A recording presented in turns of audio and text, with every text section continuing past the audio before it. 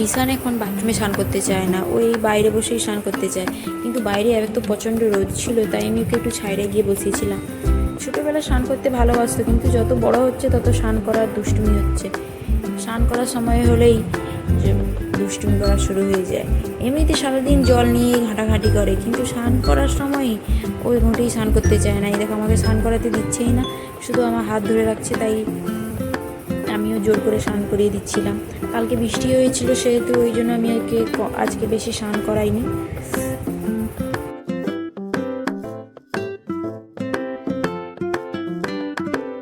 বাইরেই ওর গাটা মুছিয়ে তারপরে ওকে জামা প্যান্ট পরিয়ে দিচ্ছিলাম। ও তো দুষ্টুমি করতেই ব্যস্ত ছিল, ওকে জোর করে ধরেই জামা কাপড় পরিয়ে দিচ্ছিলাম। তারপর টুক পাউডার তো একদম পরতে পছন্দই করে না, টুকটা তাও পরে নেবে, কিন্তু পাউডার পরার সময় রোজই কান্নাকাটি করবে। আর মাথায় তো হাতই দিতে দেবে না, চিরুনি দেওয়া তো দূরের কথা। জোর করে এখন চিরুনিটা দিয়ে দিই মোটামুটি। তারপর ওর ভাত নিয়ে চলে এলাম। আজকে আমাদের নিরাম ছিল, তাই বেশি কিছু হয়নি। আজকের ব্লগ এইটুকুই। তোমরা সবাই ভালো